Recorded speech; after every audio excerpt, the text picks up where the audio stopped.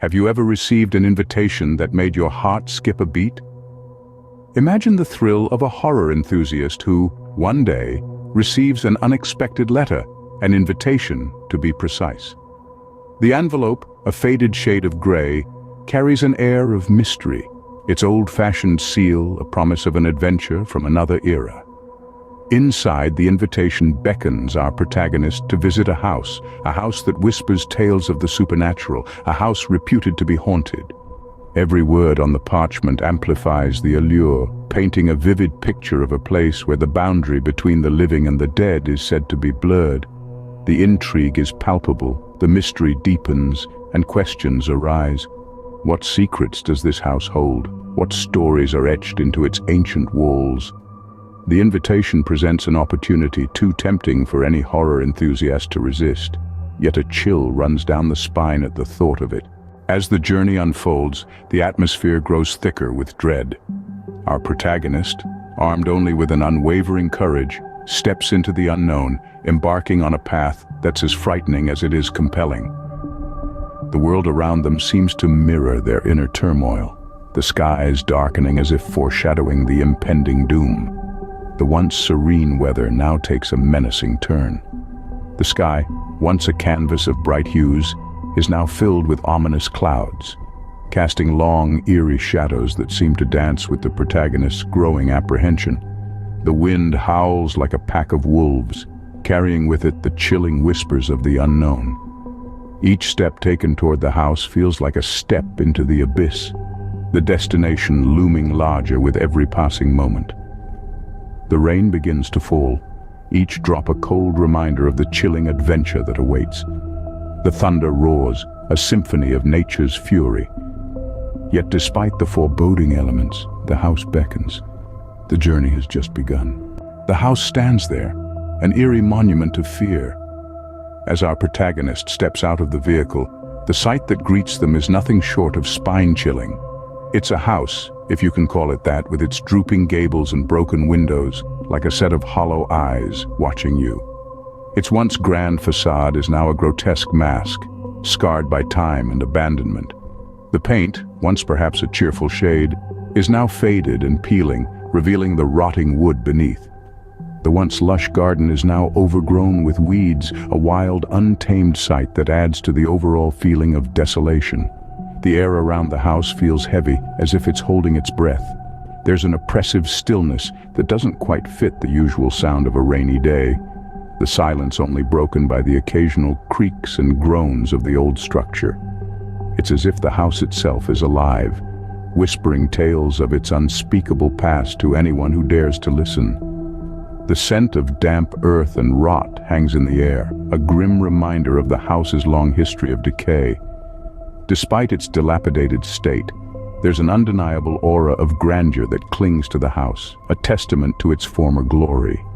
The ornate carvings on the doorway, the remnants of an elaborate stained glass window, the towering chimney stacks, they all hint at a past filled with opulence, now tainted by decay and abandonment. There's something about the house, an ominous feeling that coils around the heart, making it beat a little faster, a little harder. It's a house that has seen too much, that holds too many secrets. The air is thick with the scent of old ghost stories and forgotten tragedies, an unspoken promise of the terror that awaits within. Fear is palpable, yet curiosity pushes one foot in front of the other. The protagonist, despite their apprehension, can't help but be drawn towards the house, as if some unseen force is pulling them in, inviting them to uncover the secrets hidden within its decaying walls. Every room tells a tale, each more terrifying than the last. Our protagonist, with courage summoned from the depths of their being, steps further into the labyrinth of this haunted mansion. The faint echo of their footsteps, a chilling reminder of their solitude, reverberates through the eerily silent hallways. The first room they encounter is a dilapidated library. Dust-laden books, their pages yellowed by time, line the towering shelves. A sense of dread fills the air, as if the very words inscribed within these books harbor tales of torment and despair. The protagonist cannot shake off the feeling of unseen eyes boring into them, the room's shadowy corners seeming to pulsate with a life of their own. From the library, they venture into what appears to be a child's room. The air grows colder, the room's innocence marred by an underlying sense of dread. Discarded toys lie strewn about, their once vibrant colors faded and forgotten. A rocking horse creaks ominously, its motion seemingly untouched by the passage of time. The protagonist can almost hear the echoes of innocent laughter, now replaced by an oppressive silence. Next, they find themselves in a grand dining hall. A long table stretches out, its surface covered in a thick layer of dust, the remnants of a feast long past still visible. The air is heavy with the scent of decay, a grim testament to the many meals consumed in solitude and despair. The protagonist's breath hitches, the echoes of clinking silverware and whispered conversations hanging in the air like ghostly apparitions. Our protagonist's journey leads them deeper, each room a chilling tableau of the house's dark past. The tension escalates, the house's oppressive atmosphere growing more tangible with each step. The house, it appears, is a living entity, its walls steeped in the residue of countless horrors. The house seems to breathe, whispering secrets of horrors untold. What you can't see is often far more terrifying than what you can. This age-old adage has never rung truer than in this moment. Our protagonist, already unnerved by the eerie surroundings, now grapples with unseen horrors that are far from imaginary. The symphony of the storm outside is punctuated by the whispers of the unseen, a chilling sotto voce that seems to emanate from the very walls of the house. The whispers grow louder, curling and winding like tendrils of smoke, filling the room with an oppressive sense of impending doom. They're not just sounds anymore. They're insidious suggestions, creeping into the protagonist's mind, making the heart pound and the skin tingle with dread. Then there are the footsteps, not the usual creak of old wood or the sigh of a settling foundation. These are deliberate, echoing through the silence with a cold, hollow rhythm that speaks of an unseen entity pacing the halls. Each footfall sends a shiver down the spine, a reverberation that resonates with pure, unadulterated fear. And then the objects. They move as if possessed, defying the natural laws of gravity and motion. A book falling from a shelf, a chair scraping across the floor, a curtain swaying in a room with no wind. Each movement, a testament to the unseen power that has taken hold of the house. The fear escalates. It is a living thing now, a beast with bared teeth and glowing eyes. It feeds on the protagonist's terror, growing stronger, more insistent. The house seems to breathe with it, every creak and groan a chilling reminder of the unseen horrors that lurk within its walls. The line between reality and the supernatural blurs. The unseen is not just a presence anymore, it is a force, a power that makes itself known in the most terrifying ways. Every whisper, every footstep, every moved object is a chilling assertion of its existence. The fear is not just palpable now, it's tangible, almost physical. The unseen presence makes its power known. The terror is now real. Sometimes the truth is the most terrifying of all.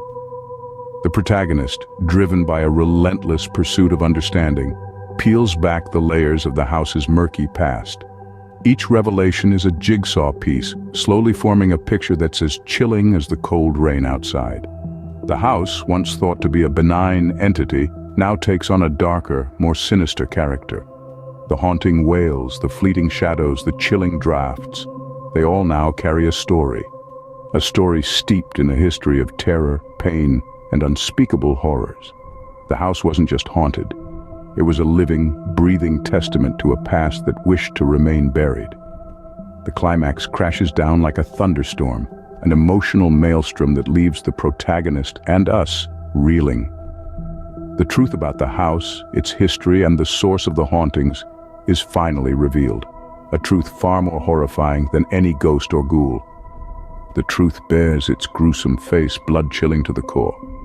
But even in the face of terror, questions remain.